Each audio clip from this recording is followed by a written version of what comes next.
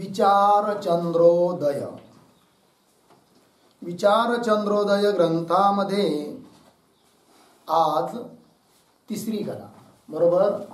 अथ तृतीय कला प्रारंभ, बरोबर. तिसरी कला आज सुरू करत आहे.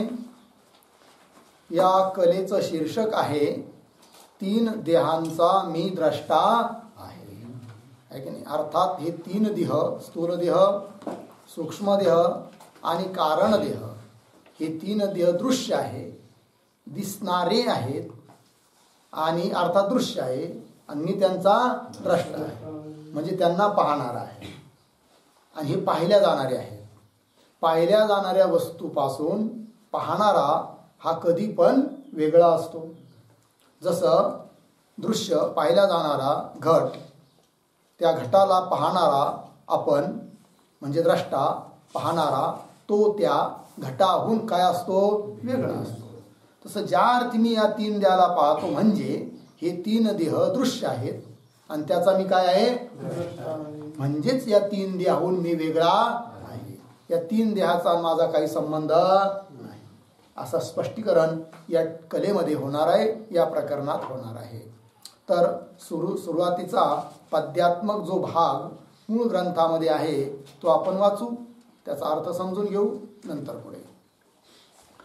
द्रष्टा तीन देह कोमय स्थूल सूक्ष्म कारण ये. द्रष्टा तीन देह कोमय स्थूल सूक्ष्म कारण ये. तीन देह दृश्य अरो अनात्मा मानियो. तीन देह दृश्य अरो अनात्मा मानियो. पंचीकृत पंचभूतके 25 तत्व नको. पंचीकृत पंचभूतके 25 तत्व नको. स्थूल देह एक भोग आयतन गानियो. स्थूल देह एक भोग आयतन गानियो. अपंचीकृत भूतके 17 तत्व नको. अपंचीकृत भूतके 17 तत्व नको. सूक्ष्म देह होई भोग साधन प्रमाणियो. सूक्ष्म देह होई भोग साधन प्रमाणियो. अज्ञान कारण देह घटवत दृश्य एह. अज्ञान कारण देह घटवत दृश्य एह. पीतांबर द्रष्टा आप जानी दृश्य भानियो. पीतांबर द्रष्टा आप जानी मिथ्या दृश्य भानियो. ठीक, देखिए भाई एक एक पंक्ति. द्रष्टा तीन देह को मैं स्थूल सूक्ष्म कारण ये. अन्वय स्थूल सूक्ष्म कारण ये, नीचे की पंक्ति में जाएंगे. तीन देह दृश्य अरु अनात्मा मानियो. ऊपर मैं तीन देह को दृष्टा, मैं तीन देह को दृष्टा हो गया. तीसरी पंक्ति में जाएंगे. पंचीकृत पंचभूत के 25 तत्व नको. पंचीकृत पंचभूत के 25 तत्व नको. नीचे की पंक्ति, चौथी पंक्ती में एक, तिथं ए आहे ना, एच्या ऐवजी एक पाहिजे. एक, त्याच्या माग स्थूल देह, पुढे भोग आयतन गानियो. भोग आयतन गानियो. त्याच्या खालची ओळ अपंचीकृत भूत के 17 तत्व नको. सरळ आहे. खालची ओळ पण सूक्ष्म देह होई भोग साधन प्रमाणियो. हो गया. आता खालून दुसऱ्या ओळीत या. एह अज्ञान कारण देह घटवत दृश्य, घटवत दृश्य. अंतिम की लाइन, पीतांबर आप द्रष्टा जानी, जान है ना, जानच्या ऐवजी पाहिजे जानी. आप द्रष्टा जानी, पुढे सरळ आहे. दृश्य भानियो, मिथ्या शब्द नाहीये, कट करायचं. दृश्य भानियो झालं. अर्थ पहा. तो स्थूल सूक्ष्म कारण ये तीन देह, तीन देह आहेत. स्थूल देह, सूक्ष्म देह आणि कारण देह. ठीक. स्थूल सूक्ष्म कारण ये तीन देह दृश्य, ये कैसे आहे? तीन देह दृश्य आहे, दिसणारे आहेत. ठीक आहे ना, दृश्य आहेत. अरु, अरु म्हणजे आणि, और आणि अनात्मा मानियो, हे तीन देह कसे आहे? अनात्मा आहे, आत्मा नाही, आत्म्याहून भिन्न आहे. अनात्मा मानियो. वर मैं म्हणजे ठीक आहे, तीन देह दृश्य आहेत, अनात्मा आहेत. मी कोण आहे? सांगतात मैं तीन देह को द्रष्टा, मी मात्र या तीन देहांचा काय आहे? द्रष्टा आहे, पाहणारा आहे. आणि ते देह पाहिल्या जाणारे आहेत. कळलं? दृश्य द्रष्टा दोघं भिन्न आहेत. कळलं? घट दृश्य आहे, पाहणारा द्रष्टा असतो. तसे तीन देह दृश्य आहे आणि मी काय? त्यांचा द्रष्टा आहे. ठीक आहे. दुसऱ्या भाषेत सांगायचं असेल तर ज्ञेय आहे, ज्ञानाचा विषय आहे. देह तीन, स्थूल सूक्ष्म कारण, आणि मी त्यांचा ज्ञाता आहे, जाणणारा आहे. ठीक. चला पुढे जाऊया. म्हणजे ठीक एवढं कळलं, परंतु स्थूल देह म्हणजे काय आहे नेमका? तर तिसऱ्या लाईन मध्ये दिलंय अन्वय.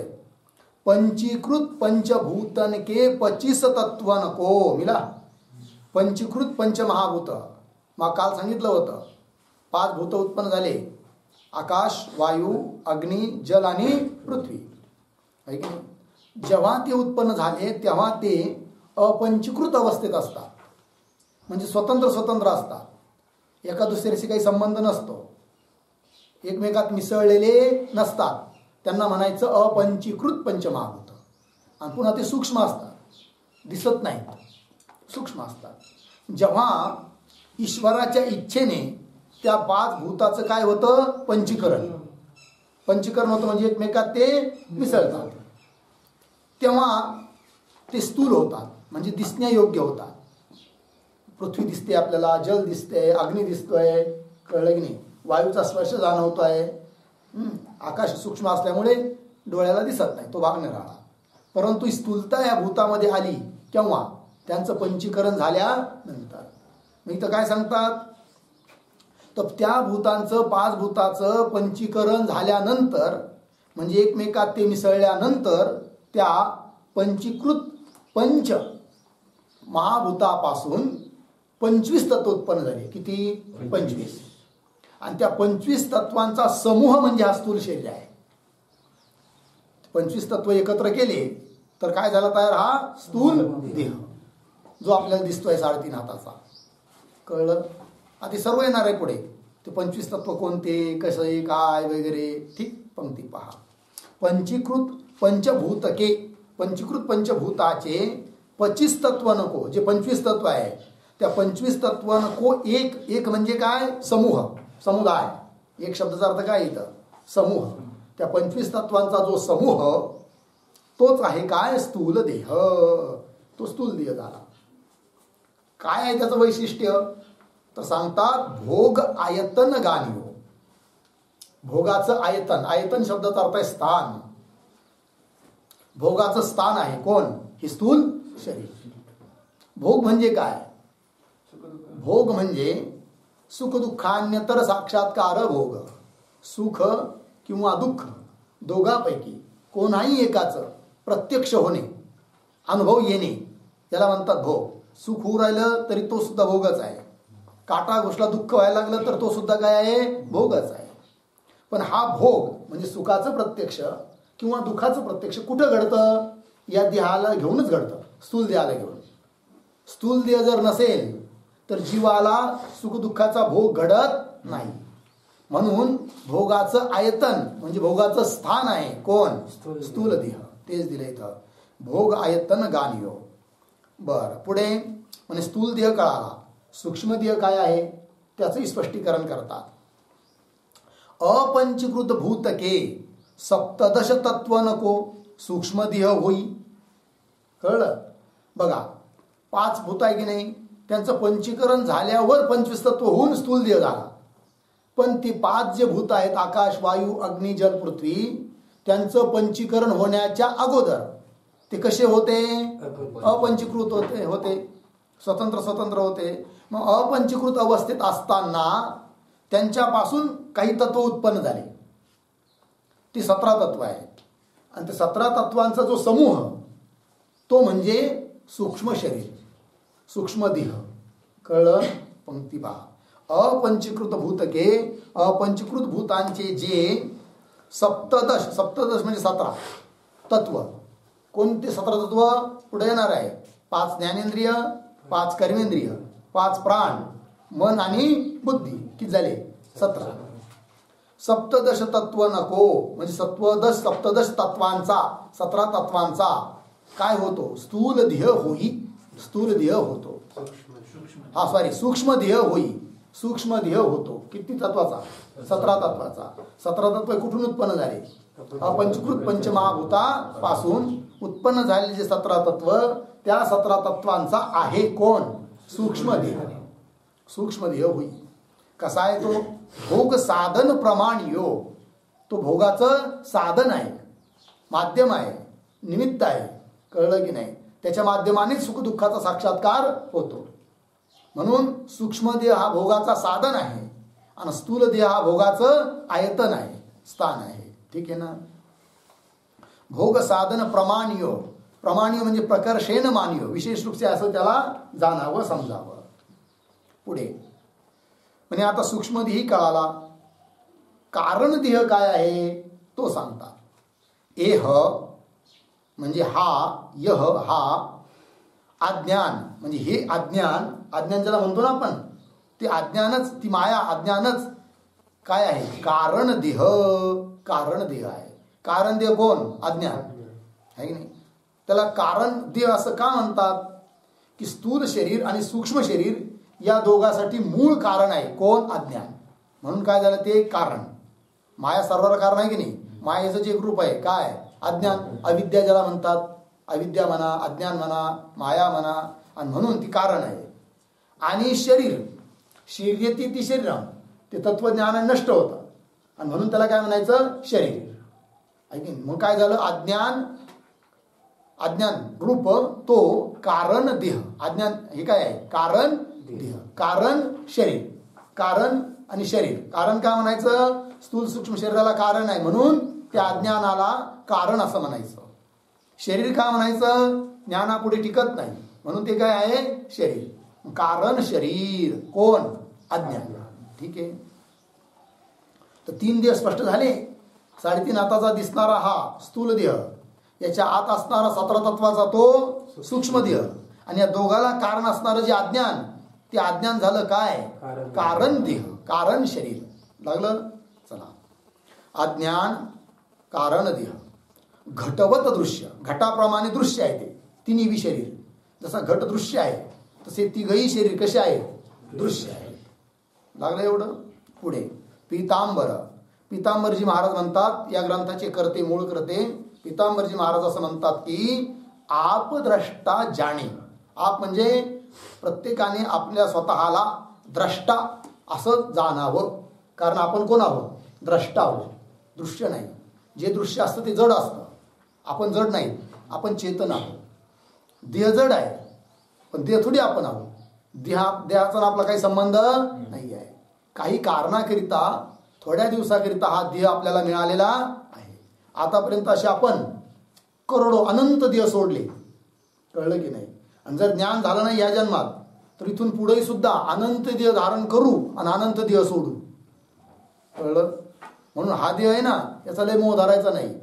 हा पहिला नव्हता, पुढे राहणार नाही आहे, मधल्या काळात दिसतोय, आहे की नाही.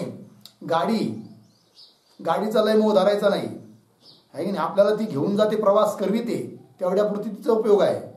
साध्य साधून घ्यायचं, याचा अर्थ तिचं बिलकुल संरक्षण बी नाही करायचं असं नाही. पंक्चर झाली तर पंक्चर काढावं लागेल, तो भाग नाही राहा, पण लय मोह धरायचा नाही. कळलं की नाही.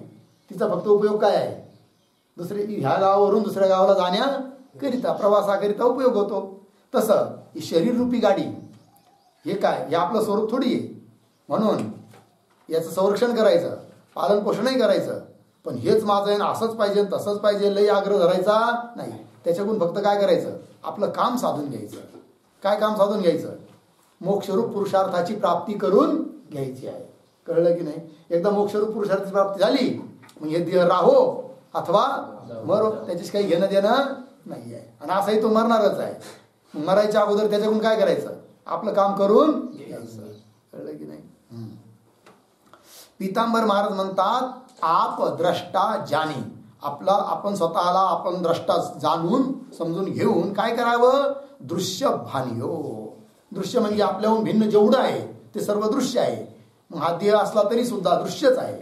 भानियो, त्यांचा काय करायचा, बाध करायचा, दृश्याचा बाध करायचा आणि आपलं स्वरूप द्रष्टा आहे असं जाणायचं. झालं एवढं. चला पुढे. हा झाला पद्यात्मक भाग. आता पुढे प्रश्न नंबर 39. बरोबर आहे ना. त्यात पहिली प्रक्रिया मांडल्या जाऊ राहिली.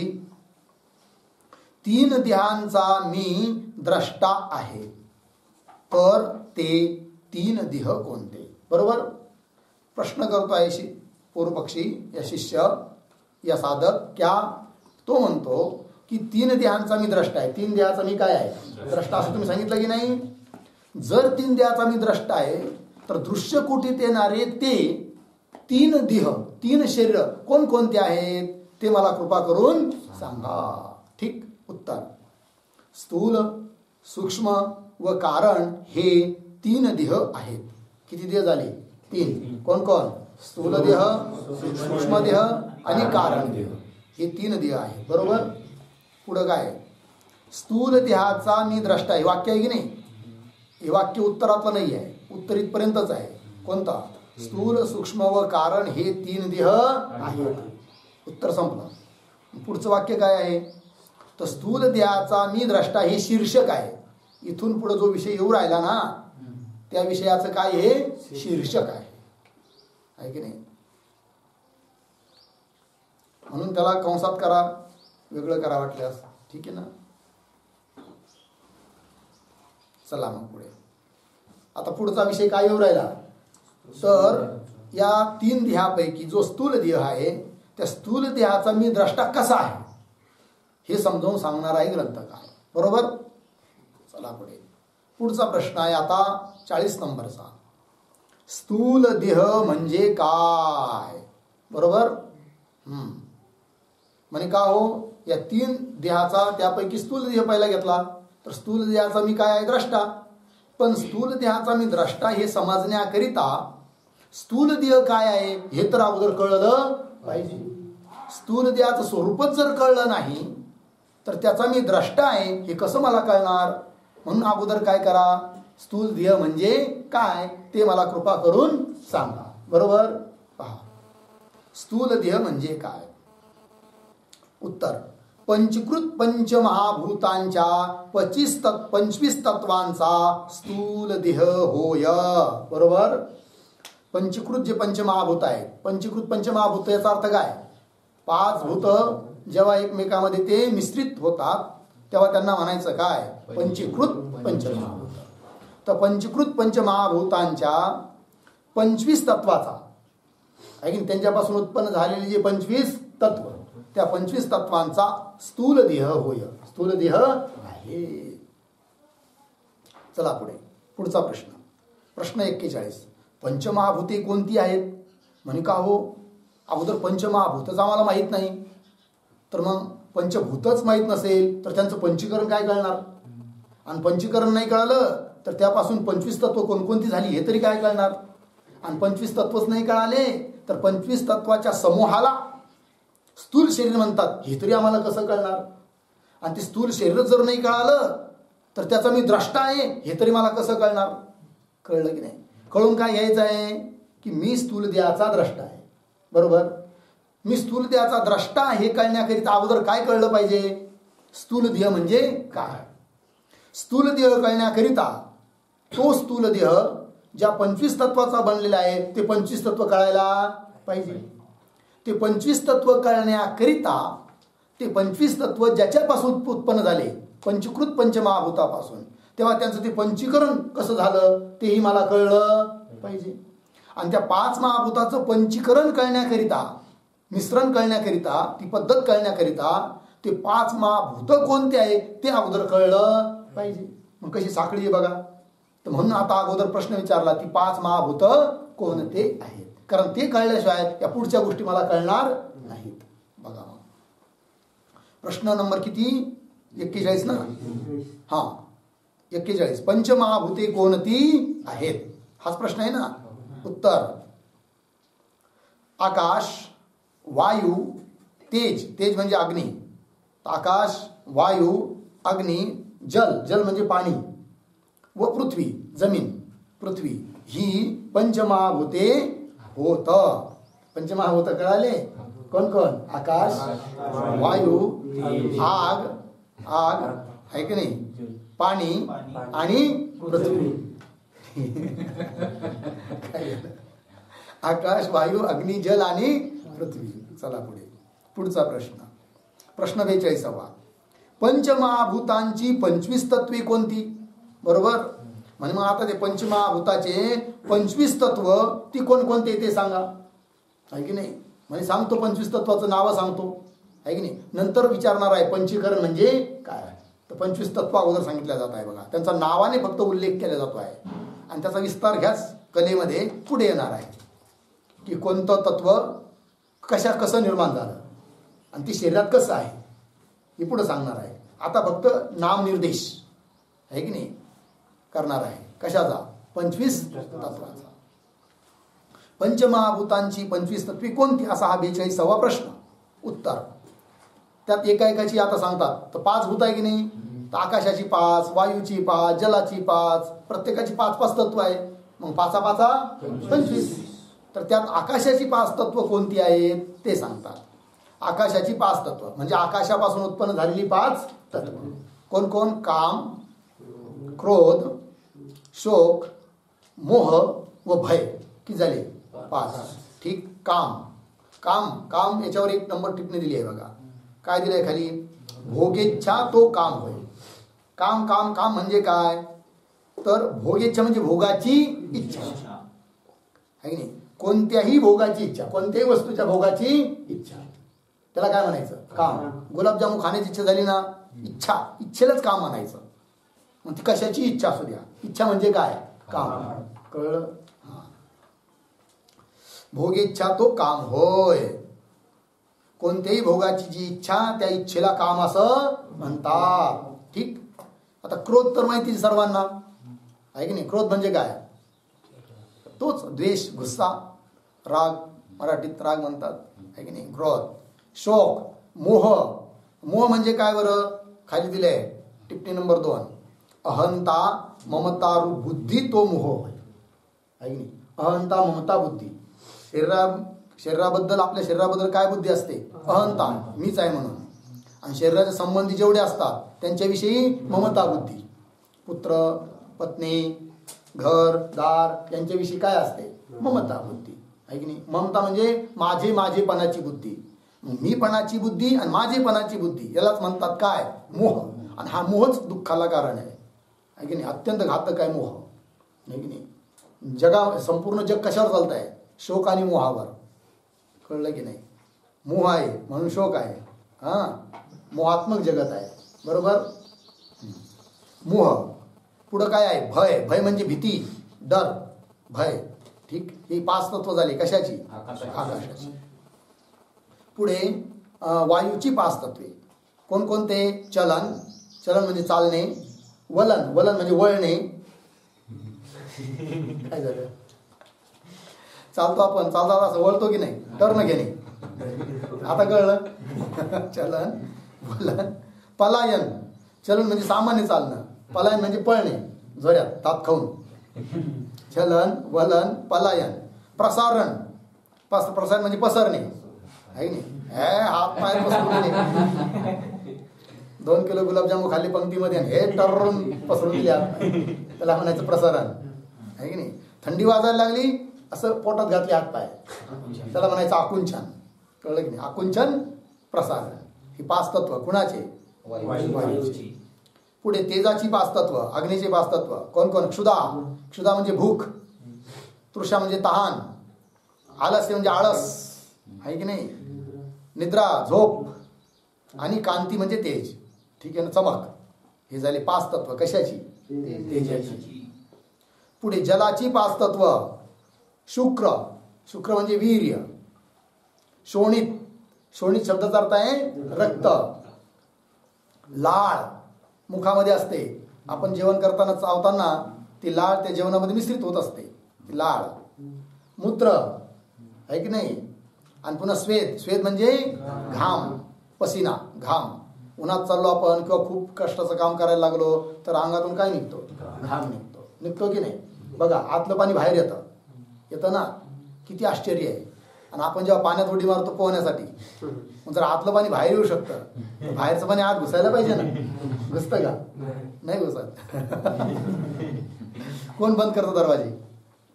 माहित नाही. ही माया आहे. अघटित घटना पटी अशी. चला, स्वेद म्हणजे घाम. ही झाली 5 तत्व. कशाची? जलाची. त्याच्यानंतर आता पृथ्वीची 5 तत्वे. कोण कोण? अस्थि. अस्थि म्हणजे हाडे, हाडकं आहे की नाही शरीरात, हाड. मांस माहितीच आहे. काही शरीरात जास्त असतं, काही न वानवळ काय असतं, वानवळ असतो, दुष्काळ असतो आहे की नाही, मांस नसतं. कळलं की नाही. चला, नाडी. नाड्या माहिती? शिरा. 72,000 नाड्या आहेत शरीरात. किती? 72,000. ठीक आहे ना. नाडी. नाडीवर काय दिलंय खाली? टिप्पणी दिली आहे ना. किती नंबर? 3 नंबर. त्यात थोडा बदल करायचा आहे. हा, कसं?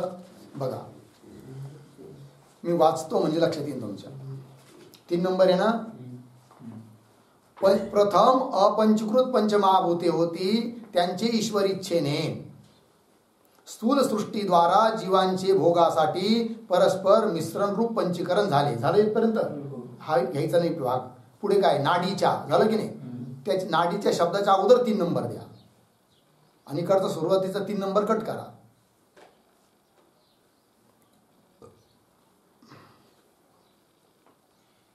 बरोबर. आता ती 3 नंबर टिप्पणी वाचू आपण.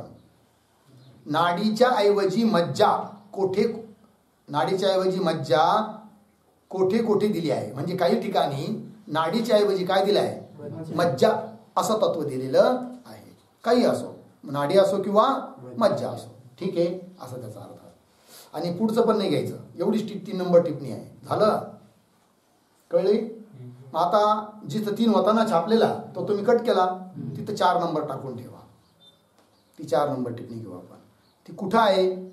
पुढचं 1-2 पंक्ती वाचल्यावर कळेल. कळलं एवढं आता? आता चला मूळमध्ये. कुठं चाललं होतं? पृथ्वीची 5 तत्व चालू आहे ना. अस्थि म्हणजे हाडे, हाडकं. मांस म्हणजे मांस आहे की नाही. नाडी. त्वचा. त्वचा म्हणजे चमडा शरीरावरचा. आणि रोम. रोम म्हणजे केस, जेवढे शरीरावर आहेत सारे. ठीक आहे नाही. रोम.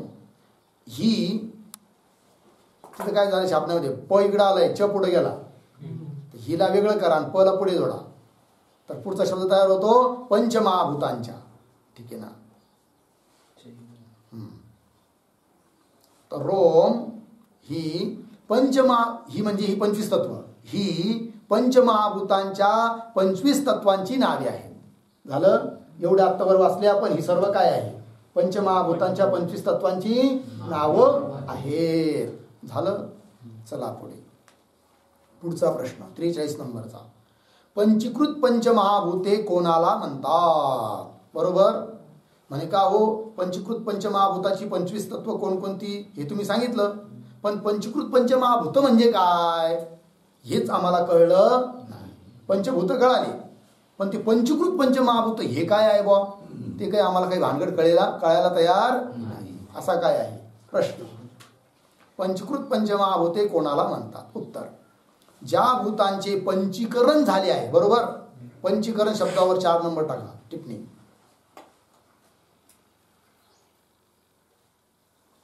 झालं ना?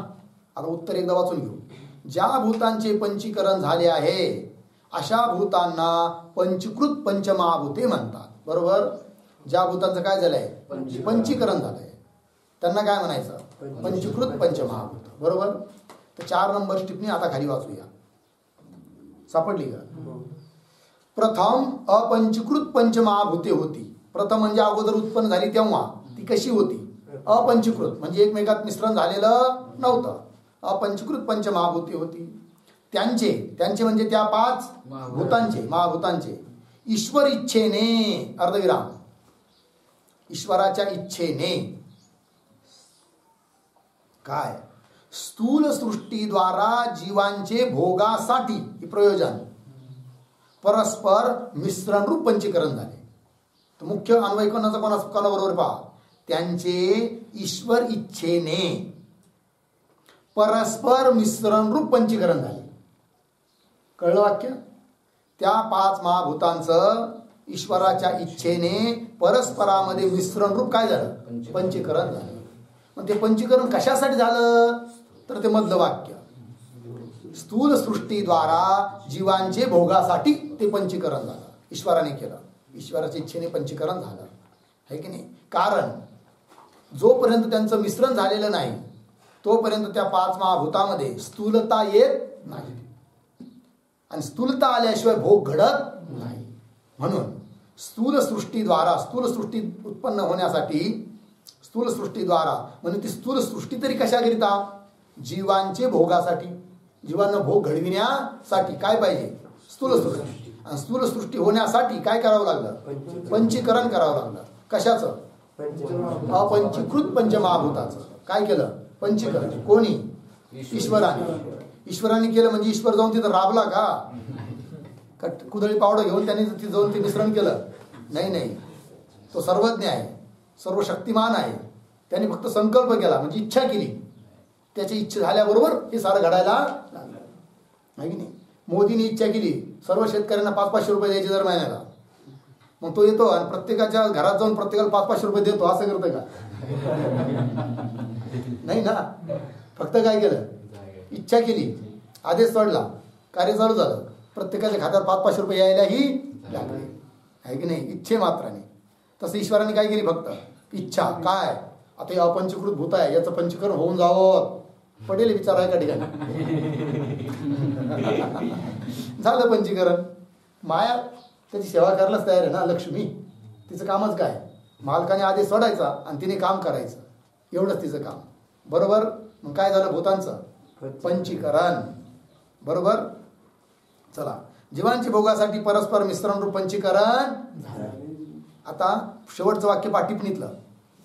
आपण 3 नंबर टिप्पणी कुठपर्यंत घेतली सांगितलं होतं ना. पुढं काय पहा, उपनिषदात त्रिवृत्करण आहे. म्हणजे काही ठिकाणी वेदांताच्या ग्रंथामध्ये त्रिवृत्करण आहे. त्रिवृत्करण म्हणजे 3 भूतांचंच एकमेकामध्ये मिश्रण सांगितलेलं नाही. आणि काही ठिकाणी पंचीकरण 5 भूतांचं मिश्रण सांगितलेलं आहे. कसंही असो, स्थूल सृष्टी, स्थूल जगत उत्पन्न होण्याकरिता मिश्रण होणं आवश्यक आहे. मग ते 3 भूताचं असो की 5 भूताचं असो, आहे की नाही? परंतु 5 भूताचं मानणं जास्त सोयीस्कर आहे. म्हणून 5 भूताचं पंचीकरण मानलं जातं अधिकतर. ठीक आहे. चला, उपनिषदात त्रिवृत्करण आहे. पंचीकरण हा भाग उत्तर वेदांतात येतो, म्हणजे नंतरच्या ग्रंथांमध्ये आलेला आहे असं त्यांना म्हणायचं आहे. चला पुढे. आता प्रश्न कितवा? 44वा प्रश्न नंबर 44. पंचीकरण म्हणजे काय? ठीक आहे जी. म्हणजे पंचीकरण म्हणजे काय आहे नेमकं? वरचा प्रश्न काय होता? पंचीकृत पंचमहाभूत कशाला म्हणायचं हा प्रश्न होता. उत्तर काय दिलं? त्या अपंचीकृत भूताचं ईश्वराच्या इच्छेने एकमेकामध्ये मिश्रण होणं याला म्हणायचं पंचीकृत पंचमहाभूत. पण म्हणे ते पंचीकरण नेमकं कसं होतं, म्हणजे मिश्रण कशा पद्धतीने केल्या जातं, ती प्रक्रिया काय आहे, ती प्रक्रिया कृपा करून आम्हाला सांगा. असा काय आहे प्रश्न. 44वा पंचीकरण म्हणजे काय. उत्तर, प्रत्येक पंचमहाभूताचे समान 2-2 भाग केले. बरोबर. बघा आता पंचीकरण समजून घेऊया एकदा, नंतर पंक्ती वाचूया. किती भूत आहेत? 5. कोण कोण? आकाश, वायू, अग्नी, जल, पृथ्वी. झालं. तर प्रत्येक भूताचं एक एक घ्या. उदाहरण घेतलं आकाश, तर आकाशाचे बरोबर समान 2 भाग करायचे. बरोबर.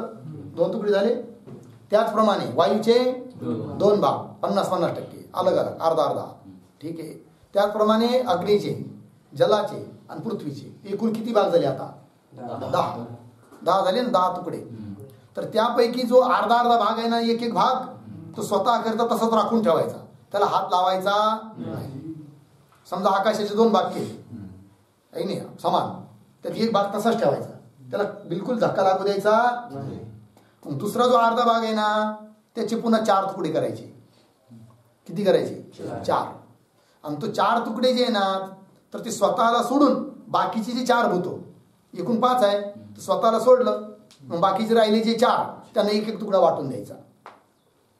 ते 4 पैकी समजा एक दिला वायूला, एक दिला अग्नीला, एक दिला जलाला आणि एक दिला पृथ्वीला. झालं. आता नंबर आला वायूचा. तसे वायूचे पण 2 भाग केले, तर एक भाग मात्र अर्धा तसाच ठेवला, त्याला हात लावायचा नाही. दुसरा जो अर्धा आहे त्याचे पुन्हा किती करायचे? 4 भाग, 4 तुकडे. 4 तुकडे म्हणजे तो कितवा भाग झाला मग? 8वा. पुऱ्या भूताच्या दृष्टिकोनातून पाहिलं तर, कारण अर्ध्यातलेच 4 आहे ना, त्याचे 4 याचे 4 समजा, मग 8वा. एक अष्टमांश त्याला म्हणतात. मग वायूच्या अर्धा भाग तसाच ठेवला, आणि जो उरलेला अर्धा भाग आहे त्याचे किती भाग केले? 4. मग ते 4 तुकडे पुन्हा स्वतःला सोडून इतरांना दिले, एक एक एक एक. आकाशाला 1 आहे की नाही, अग्नीला 1, जलाला 1, पृथ्वीला 1. बरोबर. तसंच वायूच्या नंतर नंबर येतो कुणाचा? अग्नीचा. अग्नीचे पण किती भाग केले? 2 समान. अर्धा तसाच ठेवला, राहिला अर्धा.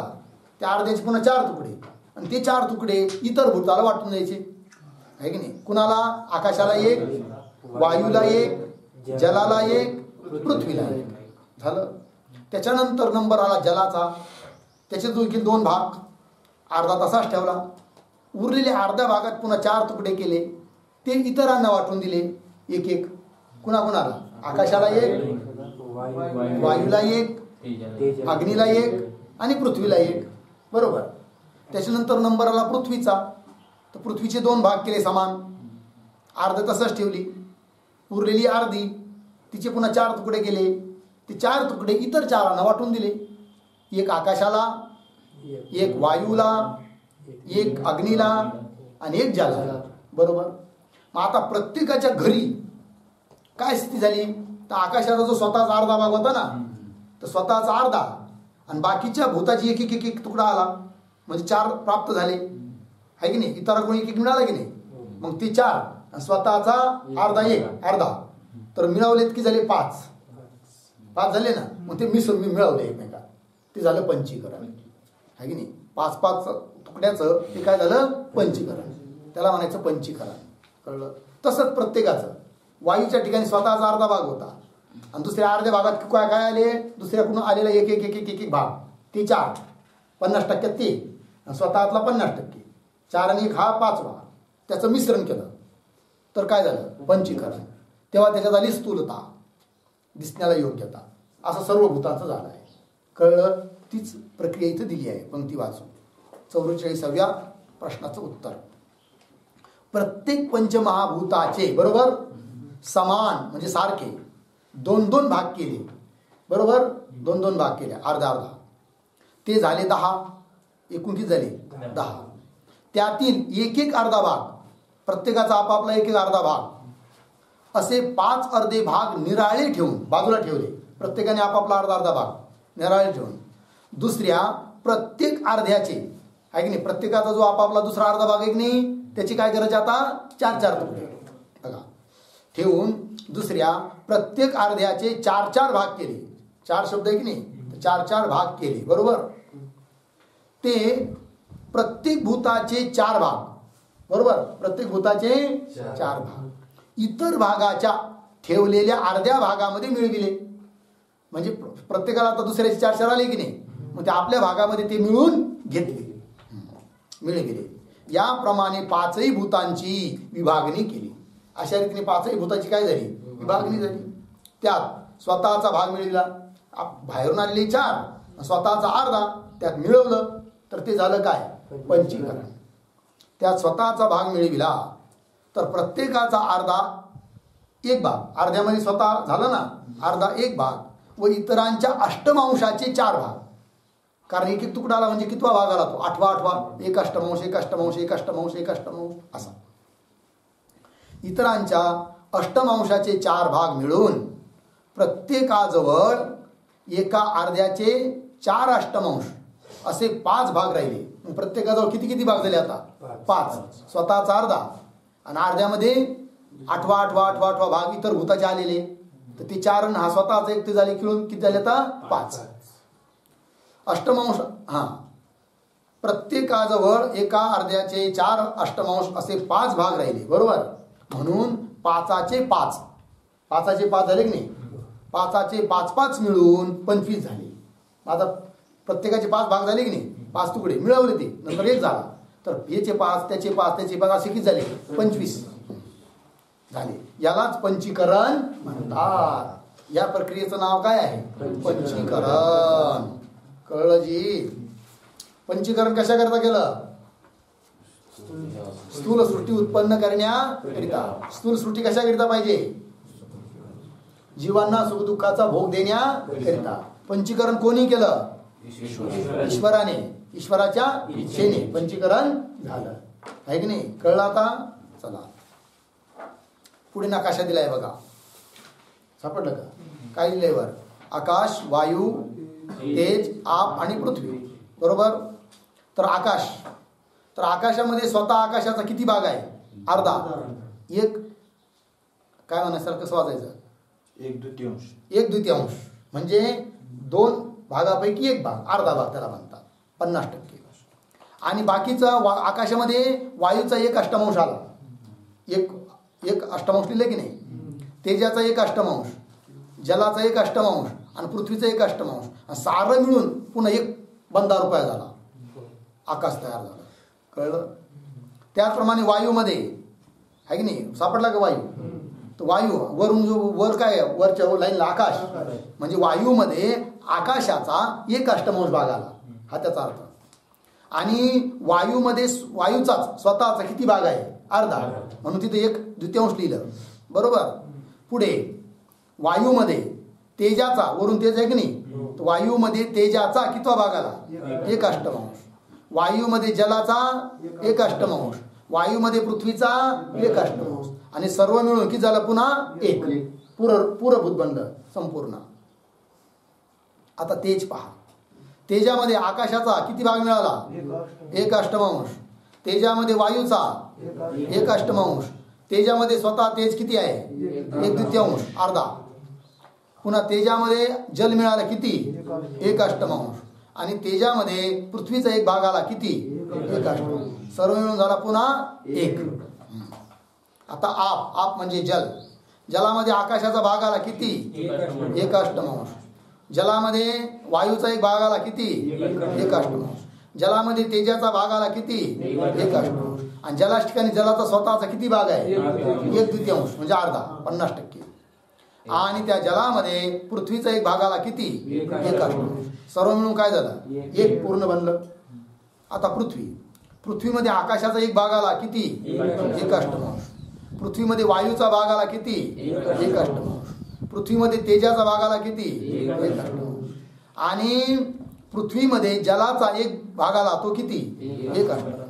आणि पृथ्वीच्या ठिकाणी पृथ्वीचा किती भाग आहे, 1/2 म्हणजे 50%. ठीक आहे. संपूर्ण मिळून काय झालं, 1 पूर्ण रुपया, पूर्ण बनलं. झालं जी. ह्यावरून पंचीकरण स्पष्ट लक्षात येईल. अशा रीतीने हे पंचीकरण लक्षात येण्याकरिता हा या ठिकाणी नकाशा काढून दिलेला आहे. ठीक. पुढे प्रश्न 45. पंचमहाभूतांचे परस्पर मिश्रण कोणत्या रीतीने होते? म्हणजे काही दृष्टांत वगैरे आहे का? कसं होतं हे पंचीकरण? दृष्टांत देऊन सांगा. तर दृष्टांत देऊन सांगतायत ग्रंथकार. उत्तर ठीक आहे. तर दृष्टांत समजून घेऊया एकदा. झालं काय? 5 मित्र होते, वर्गमित्र. किती? 5 सहपाठी. आणि त्यांना लागल्या नेमक्या सुट्ट्या उन्हाळ्याच्या. बरोबर. त्यांना असं वाटलं की आपण आता फिरायला जाऊया. बरोबर. मग 5 जण फिरायला निघाले. मग कुठं जायचं फिरायला? म्हणजे शिवावर. अरे काय येडा, शिवावर कुठे फिरायला जात असतं? लांब जाऊ म्हणे. चला मग जाऊ. लांब गेले. कुठं? कळसुबाईच्या शिखरावर गेले. हा. पण ते म्हणाले अरे एवढं वर चढून जायचं, तिथं आता वर जाऊस्तोवर चढून जायचं, एवढं पायऱ्या वगैरे काय असतील त्या, भुका लागणार, काहीतरी खायला घेतलं पाहिजे. म्हणजे मग घेऊया. तर बाजारात गेले. काय घ्यायचं खायला? म्हणजे प्रत्येक जण वेगवेगळं घेऊया, एकाचं दुसरं सारखं नसलं पाहिजे. आणि फळं होते तिथं. मग प्रत्येकाने फळं घेतली 1-1 किलो किंवा 1-1 फळ. परंतु प्रत्येकाने वेगवेगळं. एकाने घेतला आंबा, एकाने घेतलं सफरचंद एकच. बरोबर. एकाने घेतली पपाई, एकाने घेतलं रामफळ, एकाने घेतलं सीताफळ. झाले का 5? आहे नाही. प्रत्येकाने 1-1 फळ घेतलं. एकाने टरबूज घेतलं. असं कल्पना करा. किती झाले? 5 जणांनी 5 वेगवेगळे फळं घेतले. डोंगरावर चढून गेले. बघितलं तिथं काय सुंदर्शन बिर्शन ते सारं केलं. झाडाखाली जाऊन बसले. आता फळं खायचे. म्हणजे मग खा जास्त त्याचं. असं कसं असतं का? जस्ट त्याचं खायचं हे नाही काय. बरोबर. साऱ्यांची चव साऱ्यांना भेटली पाहिजे. म्हणजे मग कसं करायचं? आणि आता प्रत्येकाने आपापलं फळ कापा. प्रत्येकाने काय केलं? स्वतःचं फळ कापलं बरोबर अर्ध्यातून 50%. अर्ध स्वतःलाच ठेवलं. आणि उरलेलं जे अर्ध आहे ना त्याचे किती तुकडे गेले? 4.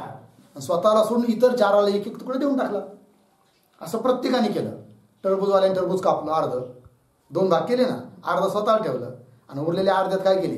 4 भाग. आणि स्वतःला सोडून इतराला 1-1 भाग देऊन टाकला. मग आता प्रत्येकाला प्रत्येक फळ खायला भेटणार की नाही? थोडं होईना. मग हे झालं काय? प्रत्येकाच्या पोटात काय झालं? आता पंचीकरण. खाल्ले ना ते. मग प्रत्येकाच्या पोटात 5 फळ झाले की नाही? काय झालं? पंचीकरण. कळलं? अशा रीती. उत्तर पहा. 45 नंबरच्या प्रश्नाचं उत्तर. दृष्टांत. जसे कोणी 5 मित्र आहेत, त्यांनी आंबे, केळी वगैरे सर्व एकत्र करून खाण्यास आरंभ केला. सर्वांनी आपापल्या फळांचे 2-2 भाग केले. एकत्र करून खायचे पण कसे? असं मोगम नाही.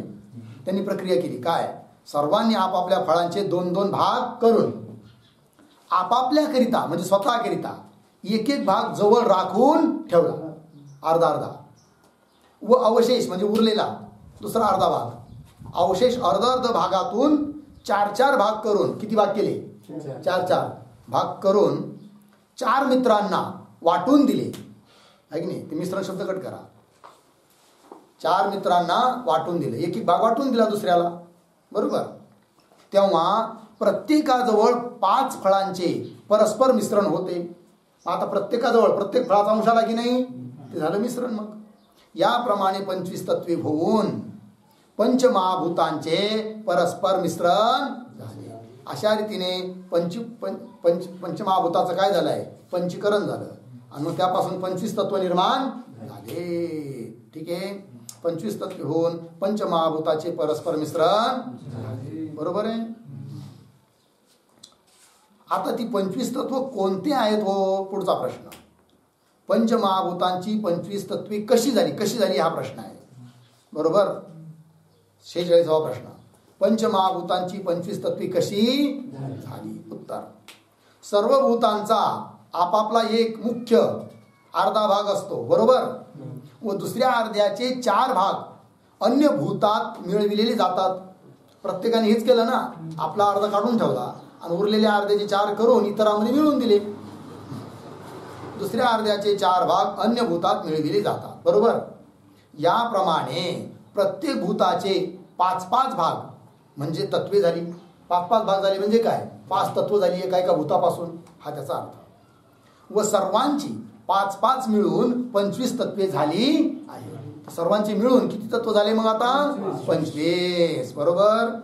आता ती 25 तत्व त्यांचा नाम निर्देश तर वर केलाच आहे, परंतु ती सर्व 25 तत्व कोणात काय मिळाल्याने झाली आणि हे सारे 25 तत्व शरीराच्या ठिकाणी कशी आहेत याचा विचार करायचा आहे.